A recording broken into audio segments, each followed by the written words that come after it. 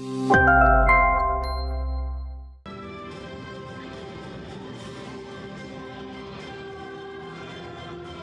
شمالی با پیراهن‌های رنگش سرخ بازی خواهند کرد. خب در ابتدای گزارش طور گفتیم موعظه با حساب 2-1 با پیروزی دست یافته است که هم در سال 2023 یعنی در بازی‌های مرحله انتخابی در همان گروه بود. کشور ما بازی داشت و امسال نیز گروه ای محسوب می شود برای برآمدن از صدر جدول این گروه، ولی قرار دارد پرتابی و با داخل جریمه گو امکانیت برای بازیگران این تیم می توانست به میان آید، ولی در اولین فرصت از کنار راستی میدان دیگر بار ارسال به داخل جریمه گو و کسی نیست که به دروازه شریلانکا توپ را وارد سازد. درست انجام دادن را کمتر سرمربی این منتخب به راه میماند. دیگر بار هجوم فوتبال بازان دسته کره شمالی و با همین ترتیب حساب گشوده میگردد.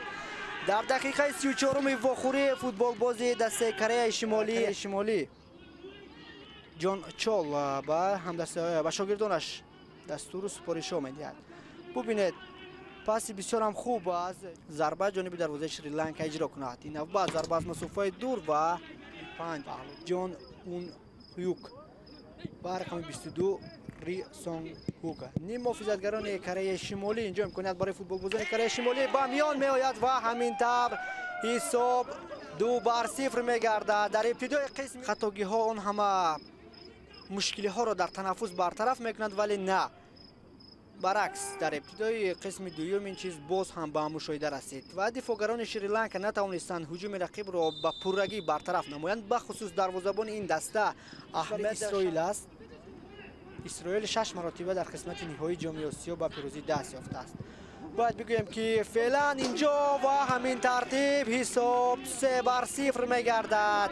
از یک امکانیت مناسب زدن 2 گل دست یابد. خوب لحظات تکرار را اینجا پیشنهاد ما و شما میگردد. پس بسیار هم خوب به داخل جریمه گو و بار دیگر فوتبال بازان شریلانکا کره شمالی به هجوم میگذارند. یک ضربه بسیار هم سخت و دروازه‌بان دسته شریلانکا دروازه در دور اول گروه ای منتخب جوانان توبیسولای تاجیکستان استراحت کردند و در دور دوم اینجا فوتبال بازی دسته کره شمالی مؤلف خطریک ما از قبط دوم به ثمر رسانیده شدند. بار دیگر متوجه میشویم کنار راستی میدان براه مونده می شود.